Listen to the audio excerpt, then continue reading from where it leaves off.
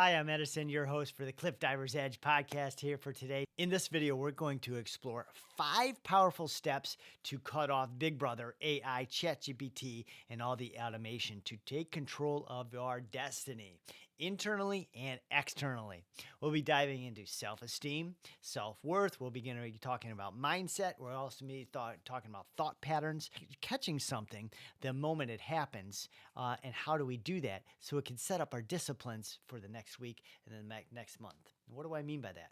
Have you ever started something and then 3 weeks later somebody noticed that you do something, whether it's cooking in the kitchen or you're grabbing some maybe some sugar or flour, recipe really didn't say that, and you keep doing it, and you built up this little habit that somebody else, your wife, your significant other, notices you and he says, "Hey, why are you doing that and you're doing that sugar before?" Right? It's not part of the recipe. There's little nuances in our life. Now, this could happen as business owners and CEOs as well. Maybe we start our morning, and a few weeks in, we're doing certain things that your wife or your significant other says, "Oh, I just want to address that," right? As we're trying to max out each of our lives, I notice that you do blank, blank, and blank, right? When you come home from work, right? Maybe you're nagging, maybe you're complaining, maybe you pick out the negative things in your significant other at the house. Things are dirty, things are messy. Instead of taking those 15 minutes and really acknowledging your partner or your family members, highlighting them, praising them, giving them a hug or whatever their love language is. So we're going to be covering that as well. It's pretty impactful, right, compared to the last video we were at. So this is going to be a thrill ride. I'm excited that you're here. Stick around to the end because I've got a special challenge that could be the springboard to your next big breakthrough. So you want to stick around for that. Are you ready to turn your tables on AI and reclaim your future? Well, I hope so. So let's dive or cliff dive straight in. Step number 1, embrace your inner voice. How often do we talk about it to ourselves? How often do we do something and we catch ourselves mentally, talking to ourselves? It could be a negative way, but it's also not a positive or an enriching way as well. Embracing your inner voice, and your inner voice is your springboard to greatness. And the more we do it, the more we can give that gift to your sons, your daughters, and your community. Start by practicing daily affirmations and make the people around you see that you're doing them, right? As far as uplifting the community around you. This way, your children will do it with their children, etc., etc., etc. Stand in front of the mirror each morning and say, "I am lovable. I am capable.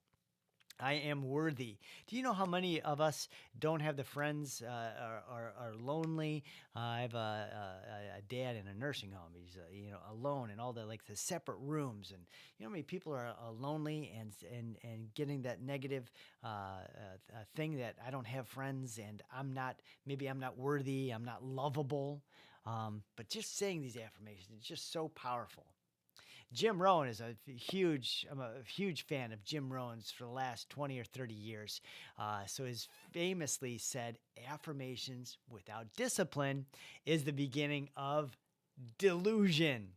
So couple your affirmations with actions, always. For example, if you're working on a challenging project, instead of saying, "I can't do this," reframe it to, "I haven't figured it out yet, but I will," and then list in your actions, right? I'm going to do 1, 2, and 3.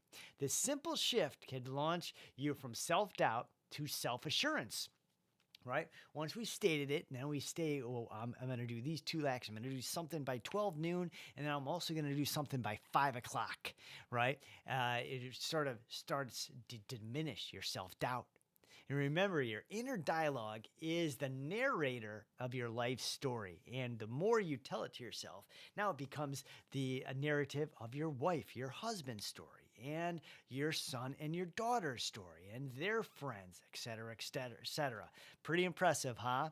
What a great start we are compared to the last video when we were talking about you should quit sitting on the fence, basking in your fear and procrastination of what ifs. Someday I'll, but I How can I? And tomorrows. Whoever decided it's a good idea to settle for less than your highest self? When did it become okay to go to sleep miserable or go to a job you hate and not design a blueprint for your extraordinary living? But how do you actually go from depressed, unhappy to joyously, radiantly happy in 30 days? I want to break it down for you and give you access to my Soar Beyond Your Limits from blurred to crystal clear in 3 simple steps. Step number 1, walking the path.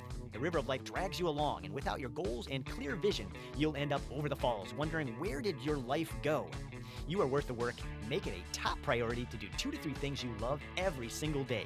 No exceptions. Singing, quilting, reading, yard work, playing piano, woodworking, hiking. Step number 2, your sticky feet. Your radiance is what you're longing for. But fear, worry, procrastination, fogginess, and your sticky feet hold you back. You're not alone. Millions of people feel trapped, paralyzed by uncertainty, fear, worry, depression. Not for long. I'll have you bouncing on your own momentum of your discipline and habits in no time. Step number 3, pierce the foggy mist. When one challenges their own beliefs and eliminates fears, hurts, and distractions, the world opens up. And it opens up your platform to dive from and shine with purpose. So I'm here to break you out of that long-running episode, whether it's a small step towards a massive goal or a breathtaking dive into the unknown. So if you're looking to soar into your passion and purpose within 30 days, you are worth the work to dive in below and soar. We'll see you inside. Step number 2, set clear, actionable goals. Forget asking why. Right? A lot of times we ask why, it's just confusion. Why? Are we confused a week later, a month later, 2 years later? Let's focus on the what and the how. As Brian Tracy teaches, goals are the fuel in the furnace of achievement.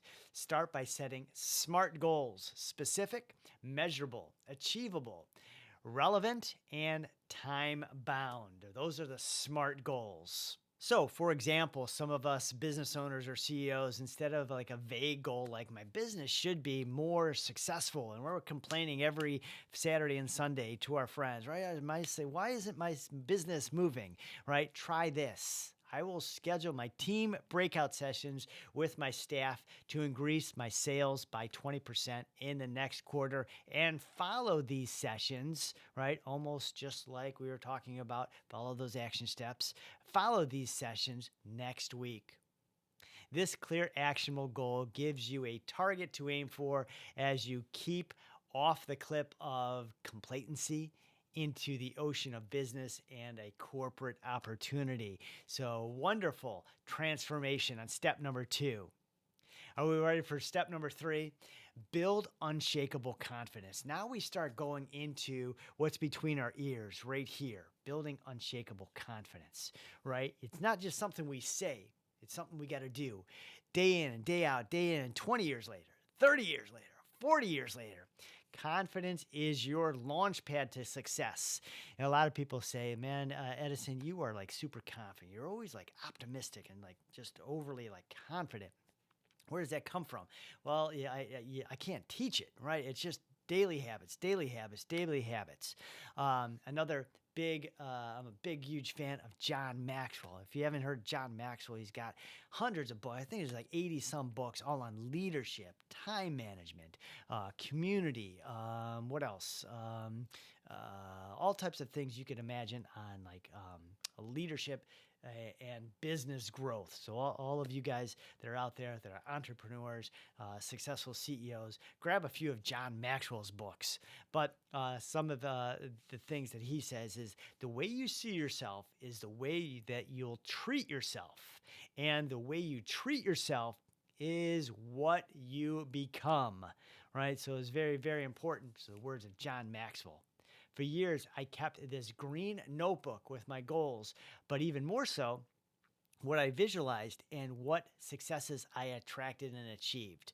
And it's years of amazing victories. Anytime I can look back and reassure myself of how much I've grown and I've achieved and accomplished. Years ago, maybe I'm thinking about probably about 10 years ago, right? I'm up and down, different jobs, confused on life and life's paths, traveling all over the world, and so grateful for doing that. But also trying to grasp the importance of getting down on myself. So the green notebooks for me were just so amazing because I'd look at them and say, I did this, wow, I did this. And I'd look down and all my visualizations were written in these notebooks. And they're super old. I still have them in the attic. And one of them had on the left column all these highlights and the dates that I actually achieved them, who I met, what I attracted, goals that I achieved. Sometimes I'd write goals and I wouldn't get them, but then I'd flip, a year later and I'd go back and highlight them and I'd write those on that left column. So if you'd like, get a journal and a notebook and write in your successes, especially if you have children, boys and girls. No better way to boost your self-confidence and to say and bring out that inner winner. Maybe they're on a basketball team, maybe they're on a soccer team or track and field, or like me, cliff diving, where it's an individual sport, like pole vaulting. What else would be an individual sport? Bowling. Bowling would be like an individual sport. Something we have to really drive in, like our own habits and things. I know when I was training in Austin, Texas for cliff diving, I got injured on my ankle. It took me about 9 months and probably longer than that. I tell everyone a year and a half to actually recover from that. But also another diver got injured as well. And it's always interesting as far as how we talk to ourselves when we're injured or we're like down or we can't, part of our body can't do a certain exercise.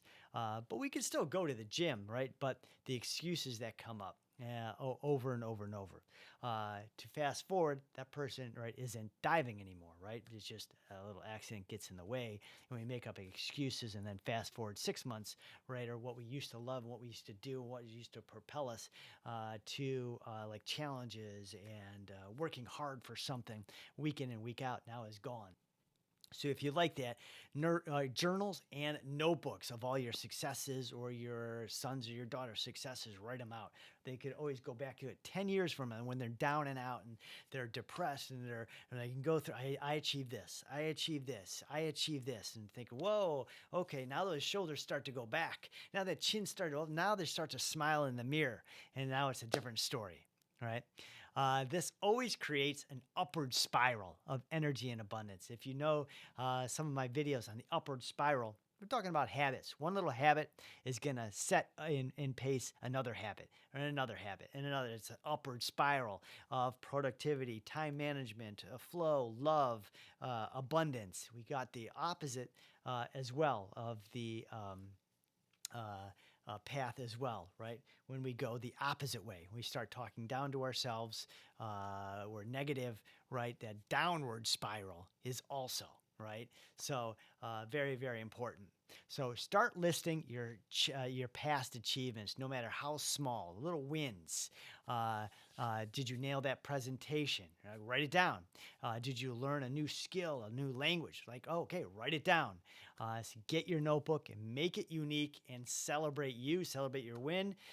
I don't think there's nothing more you could do more powerful in a relationship with your husband, your wife, your significant other, your boyfriend, your girlfriend, than to write these notebooks of everyone's little mini wins, medium wins, huge wins, to always have a reference for those.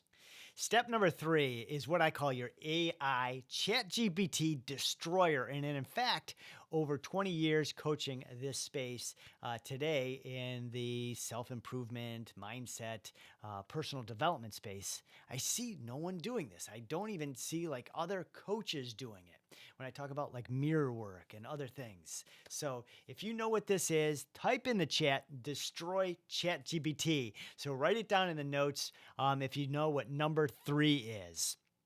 Right. Last year, I was coaching a female jiu-jitsu competitor, and in a few sessions, I asked, how many mirrors does she have in her house? Well, her answer will shock you.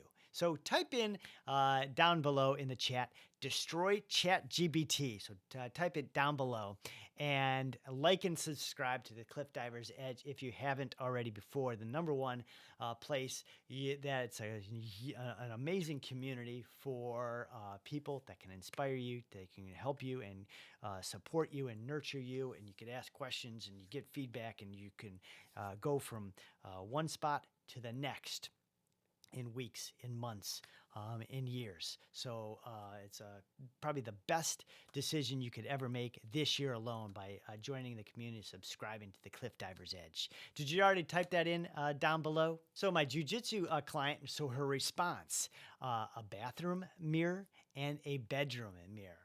2 mirrors in the entire house.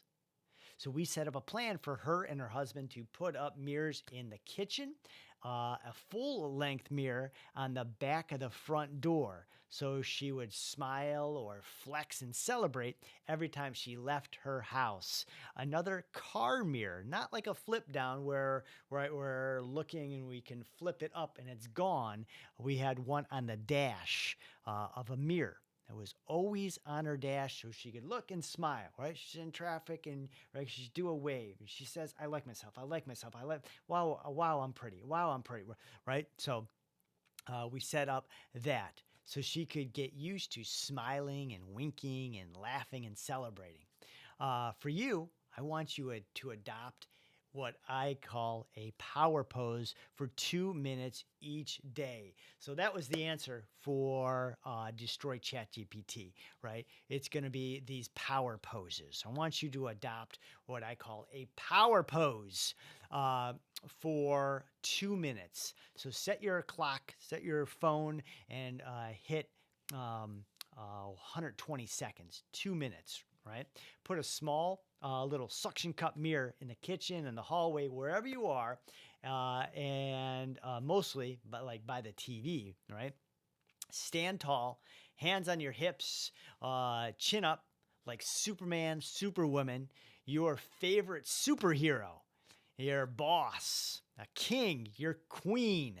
Studies show that this can actually boost your confidence and your hormones as you prepare for your next big task, maybe a challenge, maybe a day at the work or at office that you're regretting or that's a struggle to get there, some of the hurdles. So we strike a pose and feel your self-assurance soar. It's time to hop in, jump, bounce, and springboard your life and show the world your radiance. So are you in? Are you ready to dive off this cliff and soar to heights you've never imagined? Because I know you are. I see that fire in your eyes that determine your inner spirit and your true passion and purpose. Now go out there and show the world what a cliff diving successful business owner can do. I'll see you at the top of the cliff on the perch of your dreams and reality. And it's my cliff diver saying, courage overcomes every cliff.